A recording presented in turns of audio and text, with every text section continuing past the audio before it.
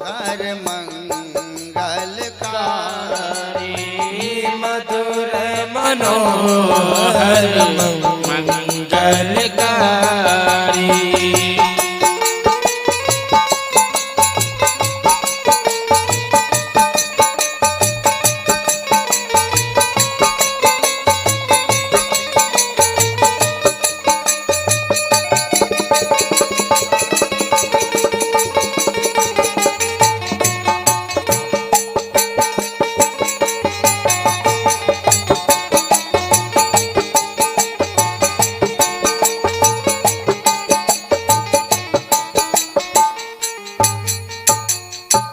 बरसहि राम सुजस सुरबारी, मधुर मनोहर मंगलकारी।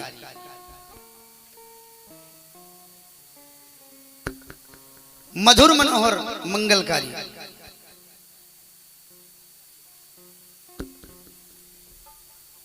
भगवान का नाम और भगवान की कथा जो आपके इस गांव शाहपुर में हो रही है, शाहपुर भक्तन में, ये कैसी है?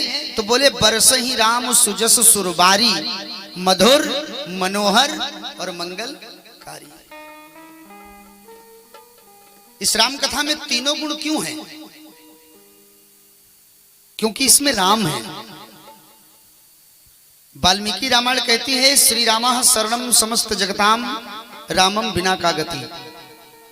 जिस व्यक्ति के जीवन में रा और मां नहीं होगा, उस व्यक्ति के जीवन में कुछ नहीं होगा।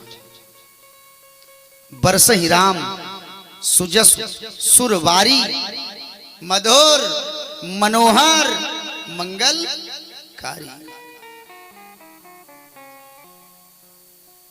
थोड़ा सा आप कथा की तरफ अपना ध्यान केंद्रित करें। मधुर मनोहर मंगलकारी क्या? बोले बरसहि राम सुजस, जहां पर राम जी की कथा की वर्षा हो रही है। बरसहि राम सुजस सुरबारी। और ये कथा कैसी है? तो बोले मधुर मनोहर मंगलकारी। निवेदन करूं, यहां बहुत अच्छे लोग बैठे हो, बड़े श्रेष्ठ लोग बैठे हो। मधुर मनोहर मंगलकारी क्यों? क्योंकि बिना राम के मिले, पढ़े लिखे लोग बैठे हो, बिना रा और मां के मिले आप मधुर नहीं लिख सकते। अगर आपको मधुर लिखना हुआ तो रा भी लिखना पड़ेगा और मां भी लिखना पड़ेगा। मधुर। अच्छा, मंगलकारी भी आप नहीं लिख सकते बिना रा मां के मिलाए। मंगलकारी भी अगर लिखना है तो रा और मां मिलाना पड़ेगा। अच्छा, और बढ़िया बात, मनोहर भी, मनोहर भी बिना रामा के मिले पूर्ण नहीं है। मधुर मनोहर क्या? बोले मंगलकारी। क्यों? मधुर में रामा है, मंगलकारी में रामा है, और मधुर में भी रा और मां है। बरसहि राम सुजस सुरबारी, मधुर मनोहर मंगलकारी। संसार के जो वेदांती हैं, वेदांती लोग जो हैं वो ब्रह्म के उपासक हैं। वेदांतियों के ब्रह्म में भी रा और मां है। अगर कह दिया जाए कि आप ब्रह्म लिखिए तो उसमें रा और मां लिखना पड़ेगा। वेदांतियों के ब्रह्म में रा और मां है। बुद्धिमानों के मर्म में भी रा और मां है। अरे सबकी छोड़ो, प्रेमियों के प्रेम में रा और मां है। धर्मियों के धर्म में भी रा और मां है। अरे कर्मयोगियों के कर्म में भी रा और मां है। एक फल होता है केला, इस समय नवरात्रि चल रहा है, खूब खा रहे हो आप लोग दबा दबा के। अच्छा, केला का छिकला आप छील दीजिए, काटिए नहीं, खाली मुंह में डालिए और निकाल लीजिए। और कोई कहे कि अब फिर से अंदर करो, तो अंदर करने का मन करता है? नहीं करता। जबकि केला है, मुंह भी तुम्हारा था, केवल मुंह में डालो निकालो, फिर दोबारा अंदर करने का मन नहीं करता। संस्कृत वाङ्मय में आम को क्या बोलते हैं? आम्र। संस्कृत में आम को बोला जाता है आम्र। क्या गजब भैया! केला मुंह में डाला गया, निकाल लिया गया, दोबारा अंदर डालने का मन नहीं करता। और ये आम क्या जबरदस्त लोग खाते हैं। बार बार डालते निकालते, डालते निकालते, फिर कहीं थोड़ा सा भी अर्क बच न जाए, छिकले को दांत से दबा दबा के एक एक रस निकालते उसमें से। और कभी कभी चूक हो जाती है तो गुठली चिकनी होती तो सट से जमीन पे चली जाती है। और जब जमीन पर गुठली चली जाती है तो अगल बगल वाले को देख लेते हैं, किसी ने देखा तो नहीं। और जब कोई नहीं देखता है तो उस गुठली को फिर से ऐसे ऐसे करके फिर मुंह में डाले। गजब! केला मुंह में डाले, दोबारा डालने का मन नहीं। आम नीचे गिर जाए तो उठा के फिर झाड़ के खा लेते हैं। हंसने की बात नहीं है, ऐसा जीवन में सबके साथ हुआ होगा। और तारीफ की बात है, साइकिल जब सीखो और जब साइकिल चलाना सीखो तो कभी कभी साइकिल से व्यक्ति गिरता है, तो जब गिर जाता है तो शरीर का क्या टूटा, कपड़ा कौन सा फटा, ये हम लोग बाद में देखते हैं। पहले ये देखते हैं कि हमें गिरे हुए किसी ने देखा तो नहीं, पहले अगल बगल देखते, बाद में देखते कहाँ लगी। तो ऐसे ही आम की गुठली जब फिसल के गर्दे उसमें धूल में चली जाए तो झाड़ के फिर से मुंह में डाल लेते हैं और आम खा लेते हैं। आम की यह सफलता को देखकर मारे गुस्से के सेब लाल लाल हो गया कि मेरे साथ इतना प्यार क्यों नहीं, आम का इतना सम्मान क्यों। अरे सबकी छोड़ो, जामुन ने अपना कलर बदल दिया, जामुन काली काली हो गई मारे ईर्ष्या के। अरे कटहल का रोमा खड़ा हो गया, आम की सफलता को देखकर कटहल का रोमा खड़ा हो गया, अनार का कलेजा फट गया। लेकिन आम को सफलता क्यों मिल गई? क्योंकि उसके नाम में रा और मां है। हमारे आपके जीवन में कितना भी सब कुछ हो जाए लेकिन राम नहीं आए। भगवान शिव ने सती का त्याग कर दिया, क्यों? केवल राम नहीं आए, न नाम में, न व्यवहार में, न काम में। इसलिए जितनी संख्या में लोग बैठे हो, मैं निवेदन करूं आपसे, बैठे बैठे भगवान का एक सुंदर भजन गाइए। और मैं बड़े भाव से गाता हूं, कोशिश करिए आप लोग भी गाइए। और एक बात बताऊं, शास्त्र कहते हैं, आपने देखा होगा कि कथावाचक लोग जब आते हैं तो लोगों से कहते हैं करतल ध्वनि के साथ भगवान का भजन किया जाए। अच्छा, करतल ध्वनि जब आप लोग ताली बजाते हो तो इससे पंडित जी का कोई लाभ नहीं। कहते हैं कथा में बैठकर जो करतल ध्वनि करता है उसके जीवन के पाप निकलते हैं। और ये पाप कहां जाके रुक जाते हैं? जो नहीं बजाता। सारे पाप पड़ोस में जो व्यक्ति नहीं बजा रहा ताली, सारे पाप उसी के पास चले जाते हैं। तो अपना अपना भजन भी करते रहो और अपना अपना पाप भी ट्रांसफर करते रहो। आगे हम गाएं, पीछे पीछे आप जाओ। प्रभु श्री सीताराम जी काटो कठिन कलेश, कनक भवन के द्वार पे पर्यो दीन राजेश। बड़े भाव से, अरे कनक भवन दरवाजे पड़े रहो, कनक भवन दरवाजे पड़े रहो, कनक भवन दरवाजे पड़े रहो।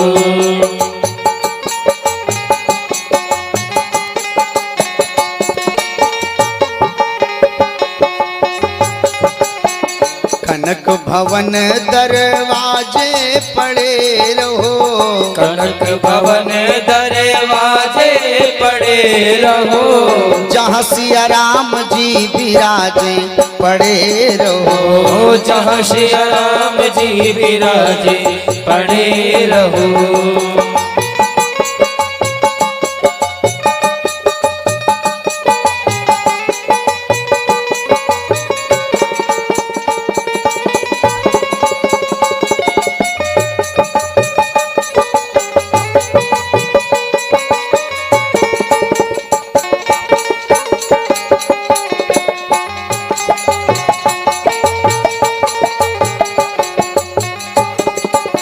सुघर सोपान सो द्वार सुहावे। सुघर सोपान सो द्वार सुहावे। छटा मनोहर मोहे मन भावे। छटा मनोहर मोह मन भावे। सुंदर शोभा साजे पड़े रहो। सुंदर शोभा साजे पड़े रहो। जहाँ सिया राम जी विराजे पड़े रहो। जहाँ सिया राम जी विराजे पड़े रहो।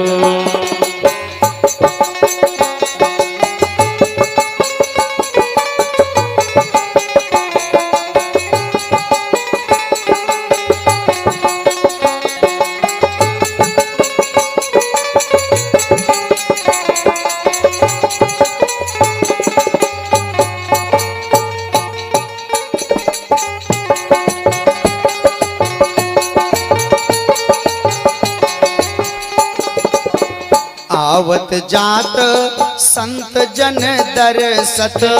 आवत जाते संत जन दरसत। आवत जात संत जन दरसत। आवत जाते संत जन दरसत। दर्शन करके सुजन मन हर्षत। दर्शन करके सुजन मन हर्षत। देखत कलिमल भागे पड़े रहो। देखत कलिमल भागे पड़े रहो। कनक भवन दरवाजे पड़े रहो। कनक भवन दरवाजे पड़े रहो।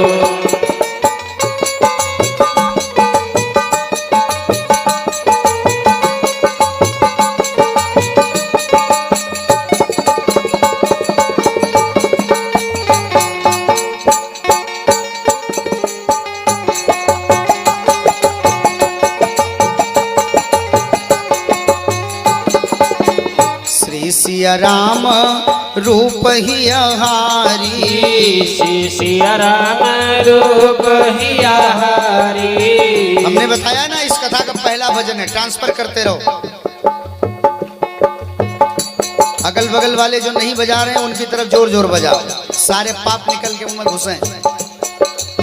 श्री सिया राम रूप ही हारी। श्री सिया राम रूप ही हारी। लखी राजेश चाय बलिहारी। रख राजेश जाए बलिहारी। कोटि काम रति लाजे पड़े रहो। कोटि काम रति लाजे पड़े रहो। कनक भवन दरवाजे पड़े रहो। कनक भवन दरवाजे पड़े रहो। जहाँ सिया राम जी विराजे पड़े रहो। जहाँ सिया राम जी विराजे पड़े रहो।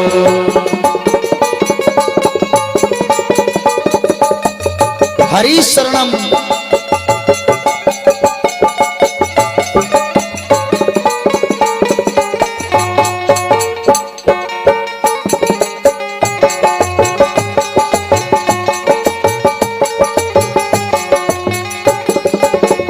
अवध सिंहासन अवध बिहारी सिंहासन सोहे। अवध बिहारी सिंहासन सोहे। संग श्री जनक लली जी मन मोहे।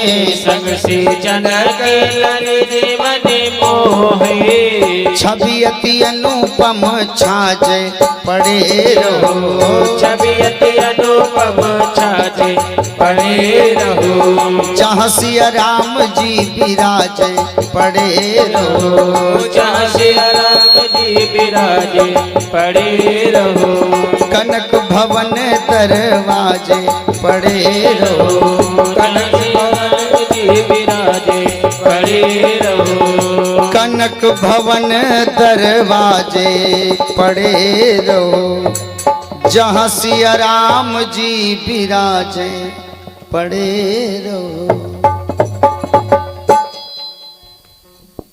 भगवान की कृपा कनक भवन दरवाजे पड़े रहो। कई तो कनक भवन के दरवाजे अगर पहुंच भी जाएं तो उनका मन आसक्तियों से दूर नहीं होता। कनक बिहारी सरकार के पास पहुंच जाएं फिर भी ये सत्संग सरिता नवान्ह परायण श्री राम कथा, जिसने भी टाइटल लिखा है क्या जबरदस्त लिखा है। सुनिए कथा रघुनाथ की।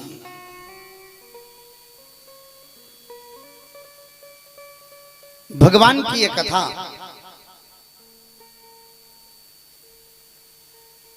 क्योंकि संसार में दो चीजें बड़ी दुर्लभ हैं,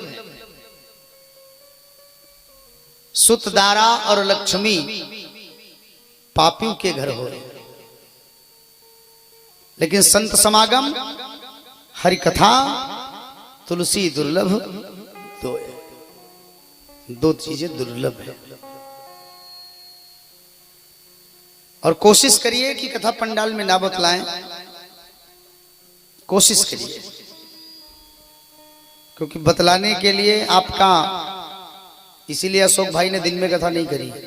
खूब बतलाओ, खूब अपना काम करो, लेकिन जो एक मीटिंग की कथा है उस कथा में आप आए, क्योंकि ये कथा नहीं, ये गंगा है। और राम कथा गंगा है, इसका प्रमाण कहां है? तो रामचरितमानस में सब प्रमाण ही प्रमाण है। एक बार हरिद्वार वाली गंगा के पास यमराज जी आ गए और यमराज ने गंगा से कहा, ए गंगा। जब लाल लाल आंखें देखा तो यमराज ने पूछा, भैया क्या बात है, आज बड़े गुस्से में नजर आ रहे हो, क्या बात है? यमराज ने कहा, गुस्साऊं ना हूं, नहीं तो क्या करूं, क्योंकि तेरा दिमाग खराब हो गया है। एक गंगा, तेरा दिमाग खराब।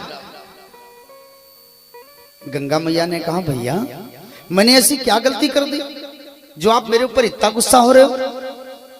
तो बोले, गुस्सा नहीं हो तो क्या करूं?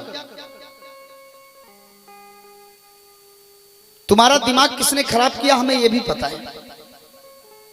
अरे गंगा मैया ने कहा, मेरी गलती तो बताओ, मेरी गलती क्या है? तो कहा, सुनो। बोले, तारन की तो है बान परी। बान माने मतलब जानते हो बान का मतलब?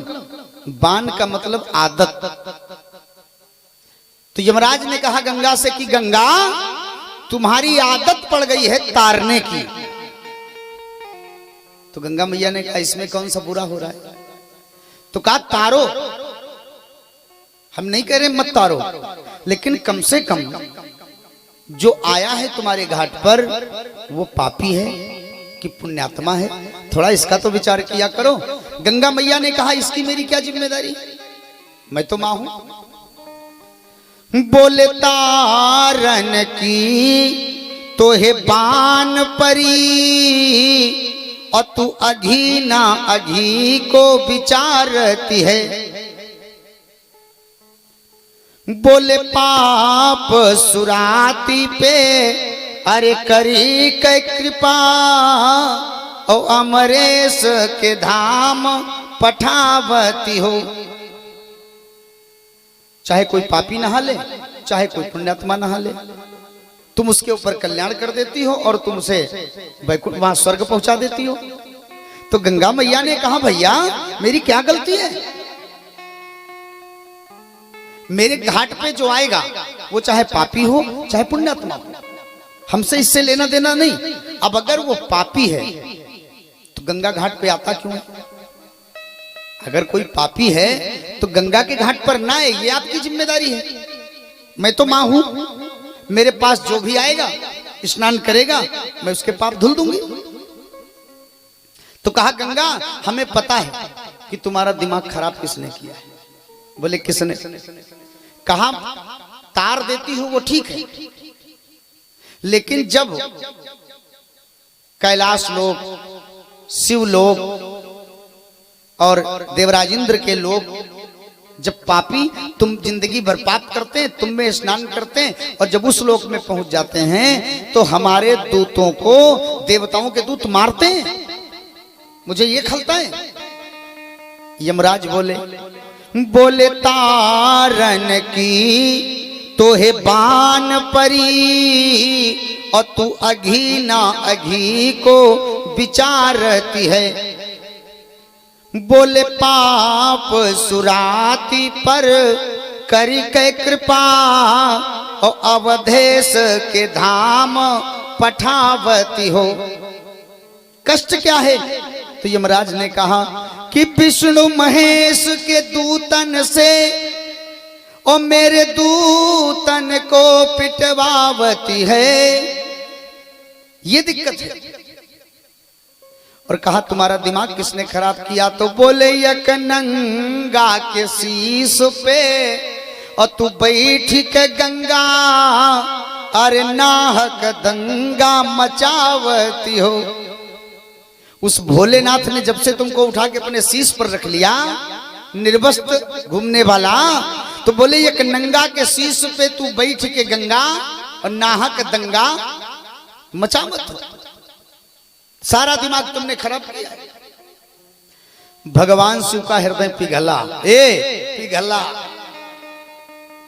भगवान शिव ने कहा सुनो, अभी तक तो एक ही गंगा थी, अब मैं पूरी पृथ्वी पर गांव की गलियों में गंगा पहुंचाऊंगा और वो गंगा मेरी पार्वती जी के द्वारा निर्मित होगी।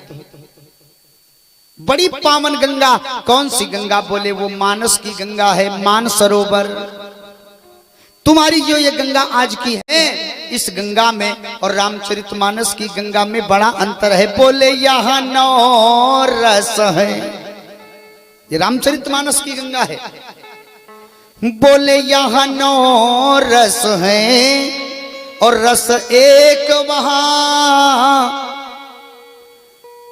किसी ने कहा कि गंगा में तो पानी है, तो हमारे भोलेनाथ कहते हैं कि यहाँ 9 रस है और रस एक वहां और यहाँ पानी है संत की पानी वहां। एक वो गंगा जो भगीरथ जी लाए और एक ये गंगा जो मैया पार्वती ला रही हैं। और दोनों गंगा में स्नान का अपना महत्व है, लेकिन इस गंगा में जो आपके गांव में एक गंगा बह रही है, नव दिवसीय श्री राम कथा गंगा, इसके और भगीरथी के गंगा में अंतर कितना है? बोले यहाँ 9 रस है, यहाँ 9 रस है और रस एक वहां और यहाँ पानी है संत की पानी वहां।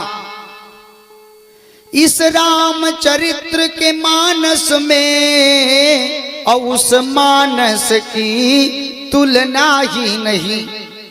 उस गंगा में और इस गंगा की कोई तुलना नहीं।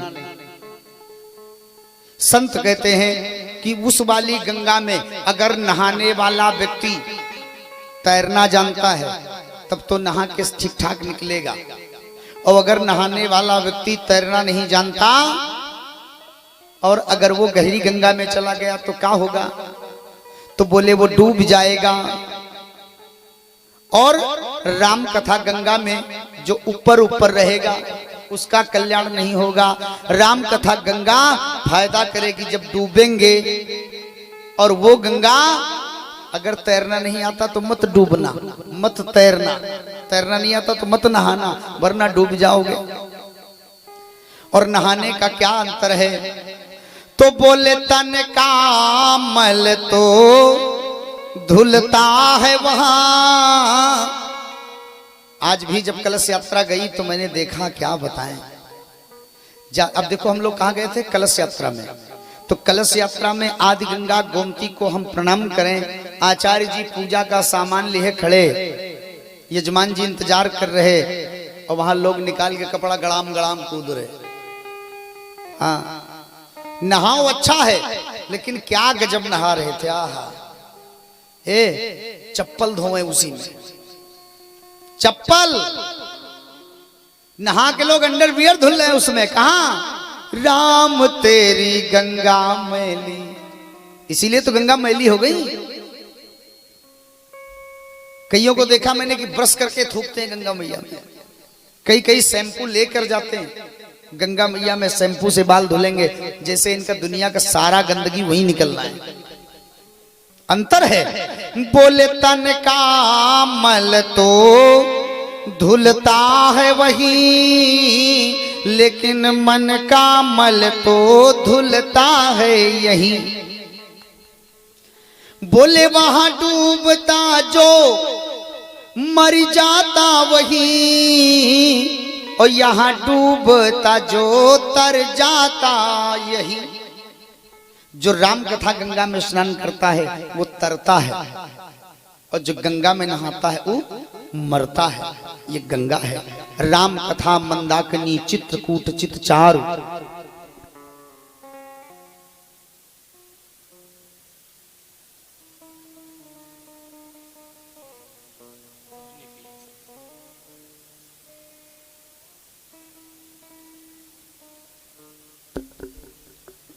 बोलो वृंदावन बिहारी लाल की जय हो।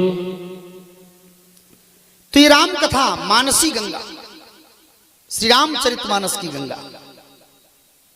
इस गंगा में भगवान शिव से मैया पार्वती ने निवेदन किया। क्या पूछा? ये रामचरितमानस गंगा है, इसका सर्टिफिकेट कहां है? शंकर भगवान कह रहे हैं, बोले पूछे हो रघुपति कथा प्रसंगा, पूछे हो रघुपति कथा प्रसंगा, पूछे हो रघुपति कथा प्रसंगा, पूछे हो रघुपति कथा प्रसंगा, पूछो हो रघुपति कथा प्रसंगा, सकल लोक जग पावनी गंगा, सकल लोक जग पावन गंगा, पूछे हो रघुपति। बोले पूछे हो रघुपति और कथा प्रसंगा, और सकल लोक जग पावन गंगा। गंगा पूछे हो रघुपति कथा प्रसंगा। एक निवेदन करके मैं अपनी बात आगे बढ़ाऊं। इस कथा में श्री रामचरितमानस में कलिकुटिल जीवन विस्तारक संत प्रवर गोस्वामी श्री तुलसीदास जी महाराज ने 7 श्लोक लिखे। मंगलाचरण में 7 श्लोक। खूब पढ़ते हैं हम राम कथा, इतना पढ़ते हैं कि क्या कहें। इतना पढ़े कि पढ़ ही गए। हमने देखा चाहे संस्कृत हो अथवा हिंदी हो, देखो आप लोग थोड़ा बात ना करें, उच्चारण सही होना चाहिए। आप ध्यान से सुनिए, अगर आपका उच्चारण सही नहीं है तो अर्थ उल्टा हो जाएगा। ये नवरात्रि का समय चल रहा है, मुझे हल्का हल्का याद आ रहा है, एक पंडित जी एक सेठ जी के यहाँ दुर्गा सप्तशती का पाठ करने जाते थे। अपनी पत्नी से बहुत प्रेम करते, लेकिन जब पंडित जी पाठ करते तो जरा सा उच्चारण गलत हो जाए, उसके कारण सेठ जी की 3 पत्नियां मर जाती थी। नवरात्रि समाप्त होते ही बड़ा दिव्य भव्य कार्यक्रम करें, कन्याओं का भोज, दक्षिणा, ये सब देकर, और जब विदाई कर दें तो कोई पत्नी इनकी 6 महीने बाद मर जाए, कोई पत्नी इनकी 1 साल नहीं टिकती थी। जब 3 पत्नी मर गई तो एक दिन गुरुजी आए। तो गुरुजी से सेठ जी ने कहा, गुरुजी मैं बड़ी श्रद्धा भक्ति से नवरात्रा व्रत रहता हूं, माता जी का दिव्य भव्य पूजन, आरती, कन्याओं का भोज, उनका चरण धोना, तिलक लगाना, वस्त्र भेंट करना, सारे काम बड़े विधि विधान से करता हूं, लेकिन प्रभु जाने क्या त्रुटि हो जाती है। सो नवरात्रि के महीना, 2 महीना, 3 महीने बाद मेरी पत्नी मर जाती। महाराज 4 पत्नियां मर गई, ये 5वीं पत्नी का नंबर है। तो गुरु जी ने कहा, अच्छा जरूर कोई कमी है भाई, अगर तुम धर्म कर रहे हो और धर्म के समय तुम कोई त्रुटि भी नहीं कर रहे हो, तो आखिर ये फायदे की जगह नुकसान क्यों हो रहा है? तो पंडित जी ने कहा कि गुरु जी ने कहा, आपकी पंडित जी आवे तो हमें भी बिठाना। तो गुरु महाराज को नवरात्रि के 1 दिन पहले बुला लिया गया। पंडित जी आए और पंडित जी ने शुरू कर दिया, कवच, अर्गला, कीलक, अध्याय सब किया। शब्द का उच्चारण एक अक्षर पलट गया, भाव बदल गया। जैसे हमने देखा कि पंडित लोग जब विवाह में आते हैं तो लिखा है मासा नामे मासोत्तमे, ये लिखा है ना, और पंडित लोग पढ़ते क्या है, मांसा नामे मांसोत्तमे, अमुक मासे अमुक बक्षे। अब बताओ, कहा मासा नामे मासोत्तमे और कहा मांसा नामे मांसोत्तमे। हमने अक्सर देखा है कि गाना, जैसे कोई गाना, कोई संगीत सीखना है, बहुत बढ़िया बात मैं बता रहा हूं, कोई गीत आपको किसी का गाया पसंद आ गया तो आप गीत गा सकते हो, लेकिन अगर आप ये समझ लीजिए कि मैं किसी के स्वर में संस्कृत का उच्चारण कर दूं, संस्कृत का पाठ कर दूं, चूक जाएंगे आप। मैंने देखा है स्वस्ति वाचन जब शुरू होता है, स्वस्ति माने जानते हो क्या होता है? स्वस्ति माने है? ये जो पूजा से पहले स्वस्ति वाचन होता है, स्वस्ति का मतलब होता है कल्याण, कल्याण। अब स्वस्ति वाचन शुरू होता है ओम आनो भद्रा से। ब्राह्मणों के पास समय का अभाव है तो डायरेक्ट शुरू कर देते, ओम स्वस्ति ना इंद्रो बृहस्रवाः स्वस्ति ना पूषा विश्ववेदाः, शुरू कर दिए। और कई श्लोक है स्वस्तियन में, ये जानते हो क्या है? पूर्ण स्वस्तियन ये भी नहीं है, ये सार है। और इस सार स्वस्तियन को उसमें भी पंडित जी सार्थ कर रहे हैं। तो जैसे आदमी मर जाता है तो कहते हैं हम गरुण पुराण कराएंगे। गरुण पुराण का कौन कर सकता है? 4 दिन में कोई गरुण पुराण का पाठ करेगा? भागवत जी में 18,000 श्लोक है, गरुण पुराण में 19,000 श्लोक है। वहां पर केवल 1 अध्याय का पाठ 4 दिन में करके शांति पाठ करा दिया जाता है। हमारा कहने का मतलब ये, उच्चारण जब तक सही नहीं होगा। हनुमान जी का एक बड़ा अच्छा श्लोक है, अतुलित बलधामम स्वर्ण शैलाभिदेहम धनुज बन कृशानुम ज्ञानिनामग्रगण्यम सकल गुण निधानम वानराणामधीशम रघुपति प्रिय भक्तम वात जातम नमामि। इस श्लोक में काफी लोग चूक जाते हैं। अगर उच्चारण सही नहीं है, आप भगवान की स्तुति कर रहे हो और स्तुति अगर नहीं, हमको तो आज बड़ा अच्छा लगा, ये आचार्य जी वहां पूजा कराने गए तो मैंने कहा कि वरुण भगवान की स्तुति का पूजा करा दीजिए, तो बोले गुरुजी हिंदी में करा दे। हमने कहा बहुत बढ़िया है, जरूरी थोड़े है, हमें तो प्रार्थना करना है, सामने वाले को अपनी तरफ निवेदित कर। क्या गजब की छंद पढ़कर मेरा मन बड़ा गदगद हुआ, छंद पढ़कर वरुण भगवान का आवाहन हुआ, अच्छा लगा। उच्चारण शुद्ध हो, जैसे कोई विद्वान जब कोई मंत्र पढ़ता है तो उसकी नकल मत करो, आप पढ़िए और पढ़ के देखिए कि पढ़ के भाव क्या निकल रहा है। जैसे भाव में जब लोग संगीत में कहते हैं, अच्छा एक श्लोक पढ़ रहा हूं, लगभग सब लोग जानते हो, गुरुर् ब्रह्मा गुरुर्विष्णु गुरुर्देव महेश्वर गुरुर् साक्षात परब्रह्म तस्मै श्री गुरवे नमः, यही तो। और इसमें अगर हम ये कह दें गुरुर् ब्रह्मा, गुरुर माने क्या होता है? गुरु, हाँ, गुरुर माने घमंड, गुरुर ब्रह्मा, ब्रह्मा घमंड, भाव तो ये निकल रहा है। गुरुर ब्रह्मा गुरुर विष्णु गुरुर्देवो महेश्वर, हो गया गलत। आप स्तुति करें। कलिकुटिल जीव निस्तारक संत पर गोस्वामी श्री तुलसीदास जी महाराज कहते हैं वर्णा नाम अर्थ संघा नाम, वर्णा नाम अर्थ माने तुलसीदास जी ये कहना चाहते हैं कि ये कथा किसी के नाम स्पेशल नहीं है, ये मेरे गुरु जी का बताया भाव है।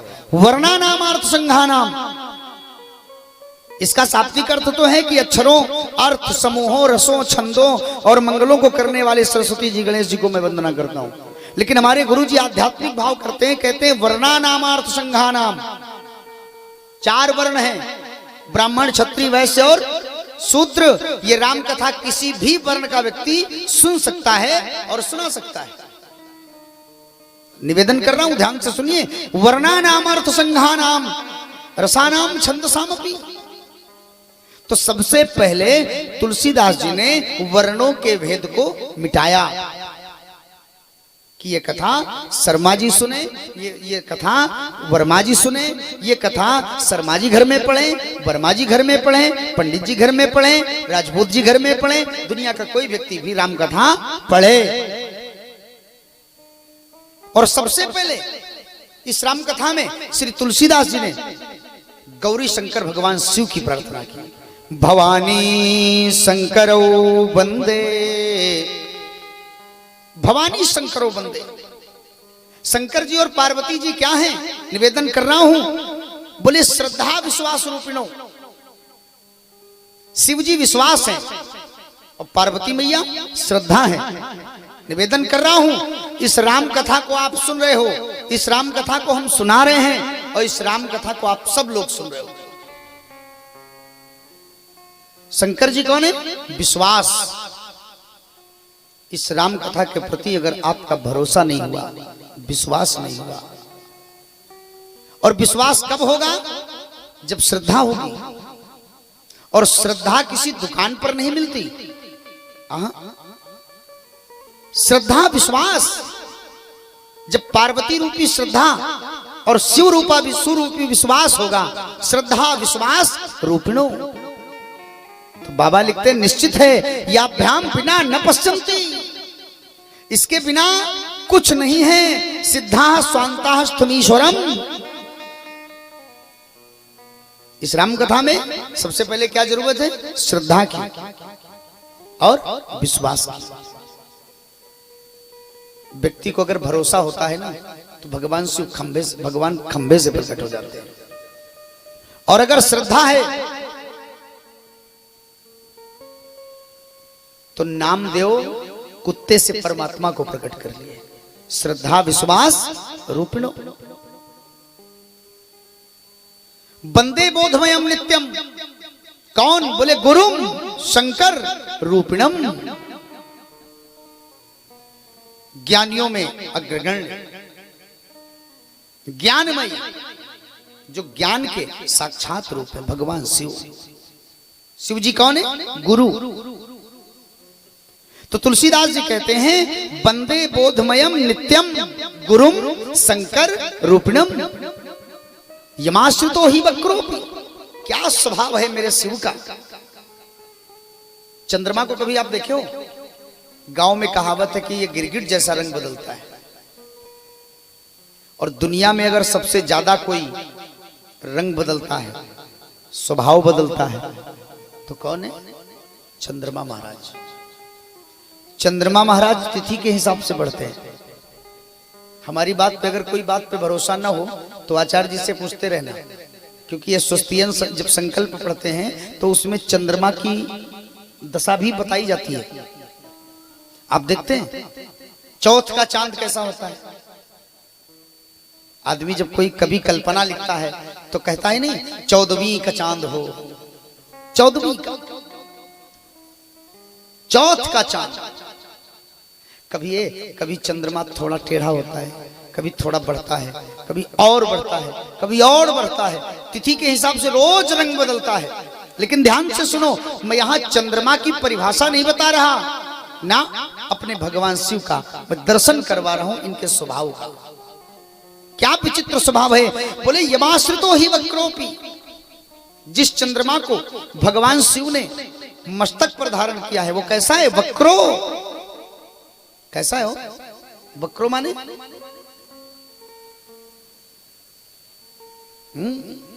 वक्रो माने टेढ़ा। अर्धचंद्र भगवान शिव के मस्तक पर निवेदन कर रहा हूं, वक्रोपी। लेकिन आगे लिखते हैं चंद्रः सर्वत्र वंदते। वो टेढ़ा चंद्रमा। बोलो, पूजा और सुंदर हम किसको कहेंगे? सुंदर हम किसको कहेंगे? जो पूर्ण सुंदर हो, जो पूर्ण हो। लेकिन शंकर जी के स्वभाव का वर्णन करते हुए मानो तुलसीदास जी कहते हैं कि धन्य है भगवान शिव कि जिसके मस्तक पर टेढ़ा चंद्रमा भी जब आ गया तो ये चंद्रः सर्वत्र वंदते। हर जगह चंद्रमा पूजा जाता है, टेढ़ा चंद्रमा पूजा जाता है। क्यों? क्योंकि भगवान शिव के मस्तक पर धारण है। इसके बाद श्री तुलसीदास जी दो लोगों का वर्णन करते, कबीश्वर, कपीश्वरो। कबीश्वर कौन? वाल्मीकि जी महाराज। और कपीश्वर कौन? हनुमान जी महाराज। कबीश्वर, कपीश्वर। लेकिन इसके बाद जो वंदना है, जो उत्पत्ति, स्थिति, पालन, सृजन, उद्भव, स्थिति, संहार कारणीम, क्लेश हारणीम, सर्वे श्रेष्ठकरीम सीताम नतो हम राम वल्लभाम। भगवान श्री राम की जो पत्नी है, कौन? सीता। इनको मैं प्रणाम करता हूं।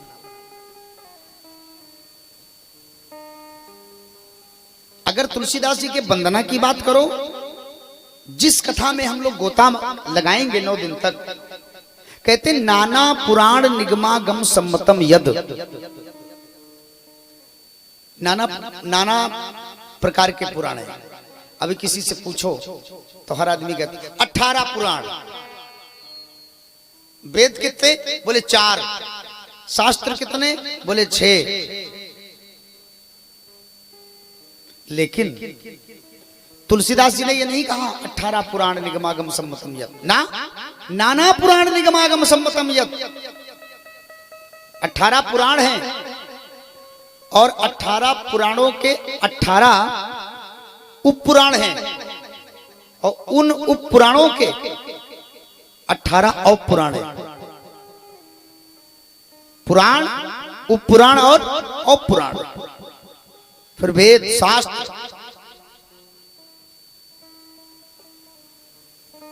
1 करोड़ रामायण। रामायण शतकोटि अपारा।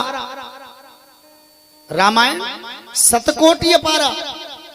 ये बात बताना इसलिए जरूरी मैं समझ रहा हूं कि तुलसीदास जी कहते हैं कि नाना पुराण निगमागम सम्मतम यद। ये श्री रामचरितमानस नाना प्रकार के पुराणों से सम्मत है। क्योंकि कईयों को देखा है ना, कथा में कुछ जान गए थोड़ा बहुत तो फिर उड़ा देते हैं। तो मानो तुलसीदास जी ऐसे ही व्यक्तियों के लिए कहते हैं नाना पुराण निगमागम सम्मतम यत्। नाना प्रकार के पुराणों से ये सम्मत है। ऐसा नहीं है कि जो आप जान रहे हो वही सच है, अब इसके बाद कोई सच नहीं है। नहीं, नाना पुराण निगमागम सम्मतम यत्। आगे लिखते हैं बाबा स्वांतः सुखाय तुलसी।